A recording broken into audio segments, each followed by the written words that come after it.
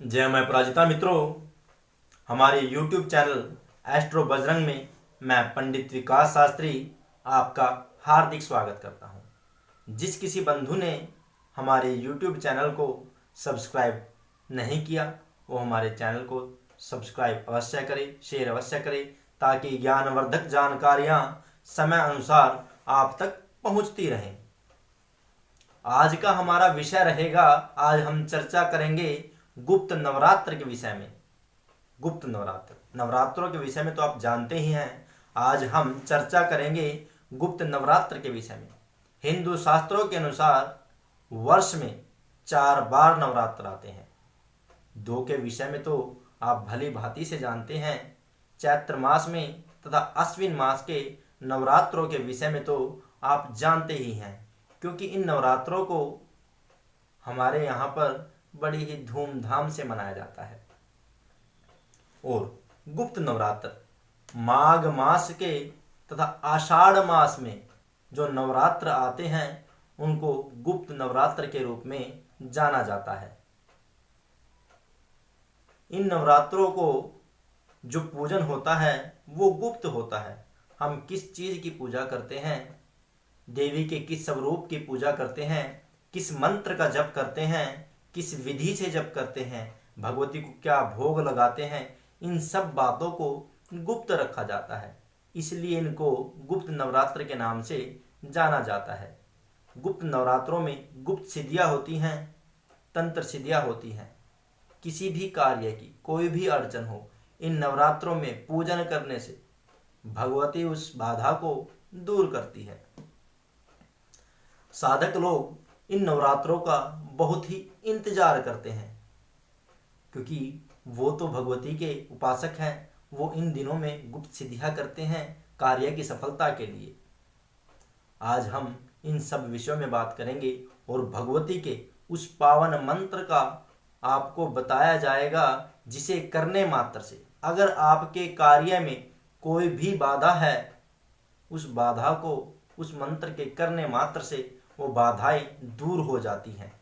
आज हम आपको उस मंत्र के विषय में भी बताएंगे, ताकि 9 दिन, इन 9 दिन अगर आप उस मंत्र का जप करें तो आपके जीवन की किसी भी प्रकार की कोई भी बाधा दूर हो सकती है। और दुर्गा अष्टमी कब है और भगवती को 9 के 9 दिन किन किन पदार्थों का, किन किन वस्तुओं का आपको भोग लगाना है, इन सब विषयों में आज हम बात करेंगे, ताकि आपका जीवन धन धान्य से परिपूर्ण रहे, भगवती की अनुकंपा आपके ऊपर बनी रहे। आइए शुरू करते हैं। माघ मास की शुक्ल पक्ष की प्रतिपदा से गुप्त नवरात्र प्रारंभ होते हैं। इस वर्ष 12 फरवरी दिन शुक्रवार से गुप्त नवरात्र प्रारंभ है।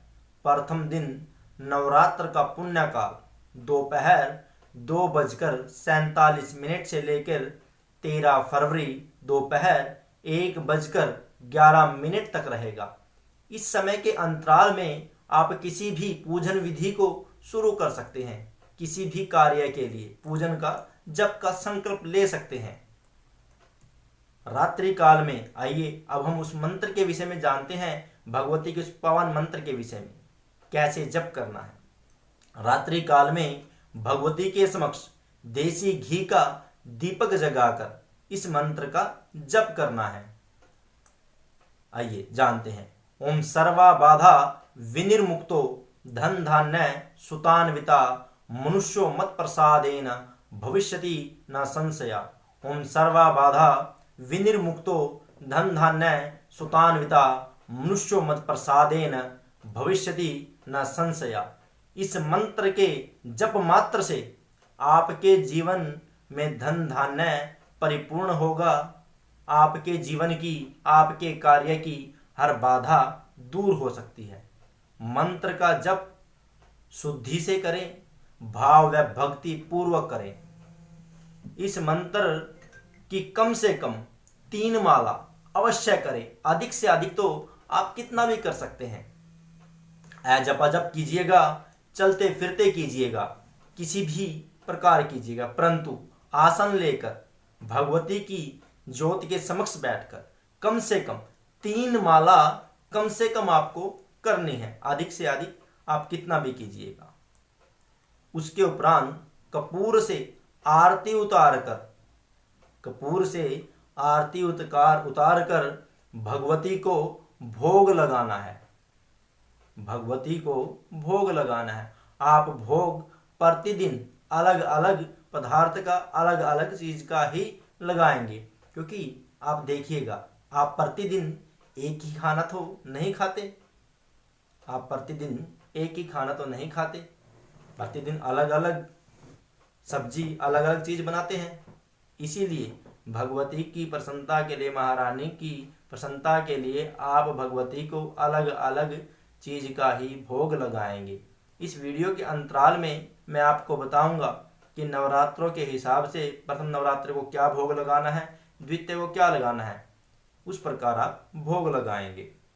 तथा उसके उपरांत माँ भगवती से कृपा दृष्टि बनाए रखने के लिए प्रार्थना करेंगे तथा कार्य की बाधा को दूर करने के लिए प्रार्थना करेंगे। आइए जानते हैं, प्रथम नवरात्र को महारानी को, भगवती को पंचमेवा व दूध का भोग लगाएंगे। द्वितीय नवरात्र को देसी घी का हलवा बनाकर महारानी को भोग लगाएंगे। तृतीय नवरात्र को भगवती को खीर का भोग आप लगाएंगे। चतुर्थ नवरात्र को तिल व गुड़ से बनी मिठाई का भोग लगाएंगे।